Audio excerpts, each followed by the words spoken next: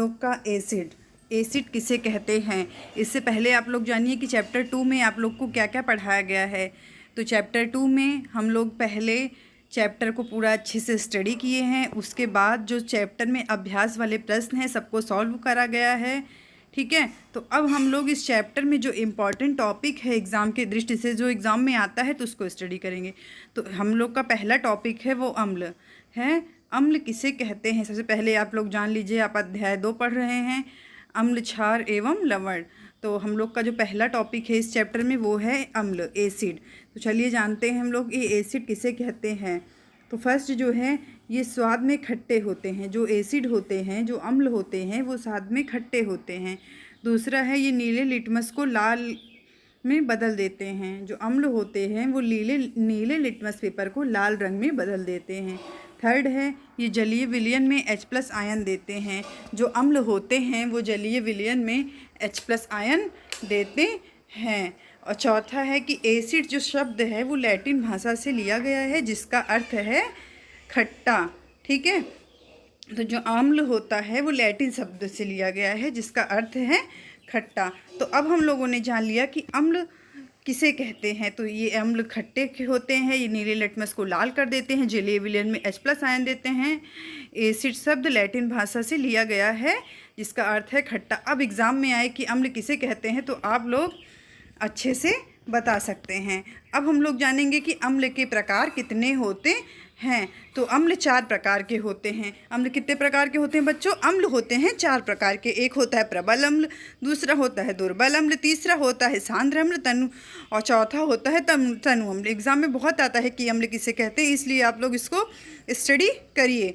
तो अम्ल हमारे 4 प्रकार के होते हैं। एक होता है प्रबल अम्ल, होता है दुर्बल अम्ल, तीसरा होता है सांद्र अम्ल, चौथा होता है तनु अम्ल। चलिए हम लोग अब जानते हैं प्रबल अम्ल क्या होते हैं। जो HCl और H2SO4 NHNO3 ये होता है प्रबल अम्ल, ठीक है। HCl, H2SO4 और HNO3 जो होता है वो होता है प्रबल अम्ल। अब हम लोग जानें कि दुर्बल अम्ल क्या होता है। तो CH3COOH और लैटिक अम्ल और होता है, और ऑक्सैलिक अम्ल ये होता है दुर्बल अम्ल। अब हम जानेंगे कि सांद्र अम्ल क्या होता है। तो अम्ल की मात्रा अधिक होती है सांद्र अम्ल में और जल की मात्रा कम होती है, तो वो होता है सांद्र अम्ल, ठीक है, वो होता है सांद्र अम्ल। अब हम लोग जानेंगे तनु अम्ल। तनु अम्ल सांद्र अम्ल का एकदम अपोजिट होता है, आप लोग समझ लीजिए। जैसे कि सांद्र अम्ल में है कि अम्ल की मात्रा अधिक होती है, जल की मात्रा कम होती है, सेम वैसे ही है तनु अम्ल में कि अम्ल की मात्रा अल्प होती है जबकि जल की मात्रा अधिक होती है। तो अब हम लोगों ने अम्ल किसे कहते हैं पढ़ लिया कि अम्ल का स्वाद खट्टा होता है, नीले लिटमस को लाल में बदल देते हैं, जलीय विलयन में H+ आयन देते हैं। एसिड शब्द लैटिन भाषा से लिया गया है, इसका अर्थ है खट्टा। जो यहाँ मिल रहा है वो आप लोग को कहीं नहीं मिलेगा, इसलिए ध्यान से पढ़िए, ठीक है।